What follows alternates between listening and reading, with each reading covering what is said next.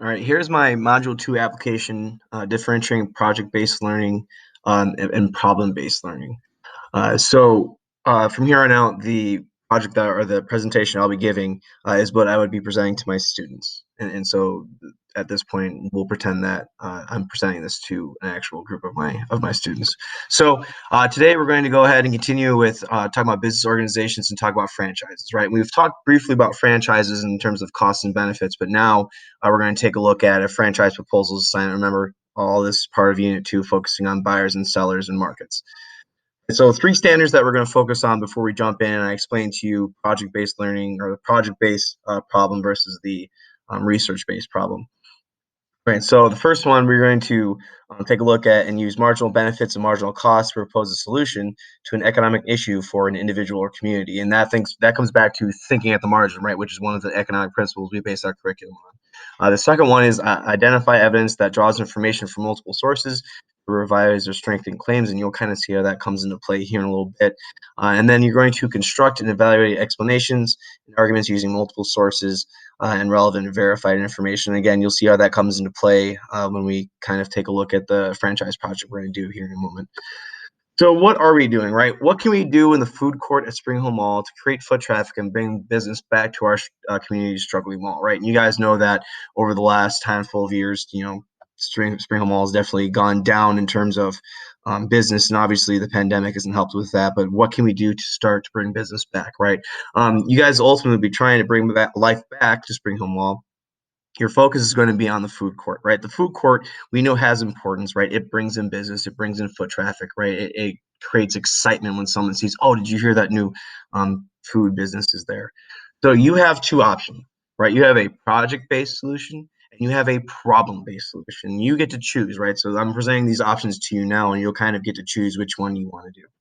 So in the project-based solution, you and two partners will create a Google site, right? So groups of three. And in this Google site, you'll be proposing the Spring Hill Mall ownership, four different franchises you want to see brought back to the food court or brought to the food court for the first time, right? We know that McDonald's left there a handful of years ago. That could be something you bring back. But if you want to say, well, let's bring a Wendy's or a Burger King or a Cane's Chicken or something like that, we can bring that back.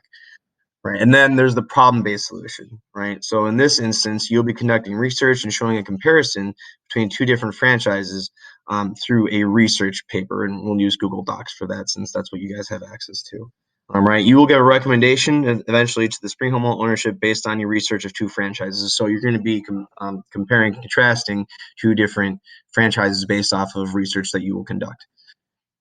Right, this option can be done with one partner, or this can be done on your own, right? Whichever you're more comfortable with. But the project-based solution will be groups of three, and I will create those groups for you. So let's take a look at the project-based solution first in terms of expectation, right? So remember, you're going to be doing this with two other partners, right? I have this link here you see on the left-hand side, Franchise Direct. This is going to help you look up the financial information. You don't have to use this website, but I feel this website will make things a lot easier, a lot more simple for you. So remember, you're going to do this for all four franchises, right? So you need to have at least 6 pictures in a picture gallery on Google Sites. Right, you need to have franchise information statistics. You can do this in a table format. You can do it in terms of just like a paragraph. You have autonomy in this in terms of what you want to do. Things you should include or look into including franchise fees, insurance, equipment, training costs. Think about what you're going to need or what Spring Hill Mall would the cost would be to them, right? Obviously, you're not going to have to worry about agriculture and landscaping fees and whatnot, because if it's in the food court Spring Hill Mall, right, that's not something that you would have to worry about for in terms of your proposal, right? You need to have a review from a website such as Yelp.com, right? I would suggest looking for something local in terms of if you look up a McDonald's, if you want to put McDonald's back in, for instance, you look up a Yelp review from a local McDonald's, say off the one off like Route 31 or somewhere in Carpentersville or East Dundee or West Dundee. Right, a link to the menu, right? Again, this is the idea here is that you can say, oh, hey, this is the menu. This is what they actually have to offer. Right, a link to an advertisement, whether this be a YouTube video or, going to the franchise website and finding video or different things they have in terms of advertisements on there. And at least 2 paragraphs described by the franchise would be a good option, for the food court at Spring Hill Mall. right? And again, this is kind of putting your last final thoughts, right? For instance, if we put a Cold Stone in Spring Hill Mall, right, that'd be a great after school option, or after school events or after sporting events, things like that, for families to go enjoy a nice little quick cold treat together. Right, and those are kind of the expectation. So what's the end game of the project, right? What's the goal, right? You need to bring excitement and interest, and most importantly, business back to Spring Hill Mall. So when you're thinking about the franchises you want to bring in, this is important. Cool. So now the other option you have, if the project based is not interesting to you, there's the problem based solution, right? And this might be more interesting for some of you guys. Now, remember, you're doing, in terms of research paper, here are my expectations. You can do this with yourself, by yourself, or you can do this with a partner. Either way is fine with me. It does not matter.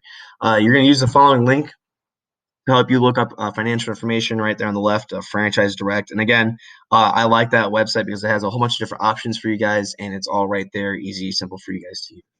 So you're going to need to research the following to create a strong argument in comparison between two franchises. Remember, you're going to go up to Spring Hill Mall ownership, and you're going to be like, hey, these are two options, right?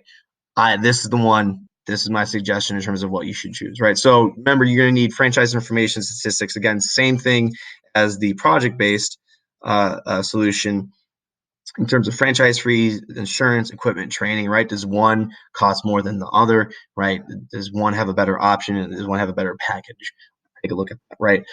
Reviews from at least 3 websites, right? This is different from the project base in terms of Yelp and Google, but you need to be a little more thorough in terms of what people think and what their opinions are, right? Because this is your recommendation rather than just a proposal. All right. Need to research statistics about how much money the two franchises bring in. Again, to a certain extent, money makes the world go around. So you guys need to keep that in mind, right? And if you could make a good, strong argument that, well, this business will bring in more money because it's more popular, because the prices are better, or whatever, the product is better, whatever it might be, right? But include that, think about that, keep that in mind. And then what's the goal of this, right? What is the end game of the research paper, right? You need to help the ownership group of Spring Hill Mall choose between 2 franchise options, right?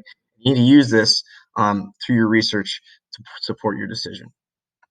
Now, final thoughts for both options. When it's all said and done, right, after we've worked on these, the problem-based solution and the project-based solution, when you guys are done with your time in class at the end, we're going to be presenting this in an art gallery format. So remember, only 3 to 4 students at a time, and you'll kind of just going through, and it's going to be a quick synopsis. You're not going to say every little thing, but you're going to say, this is this is what we're thinking. This is what we think will go well. All right, whatever that might be. Your classmates will be encouraged to ask questions and challenge your thought process, though. So make sure that you have done your homework and you really have put some thought into this. You're not just kind of going through the motions, right? We really put thought into this. And then you will have a small reflection piece on the assignment after the art gallery presentations. Right. So when it's all said and done the next day, we'll probably take 20 minutes, and I'll, a couple prompts, and it'll be like, hey, what did you think about this? Did this make you think about, franchises differently? And you'll kind of just allow you to just reflect and kind of talk about your thoughts and what you experienced.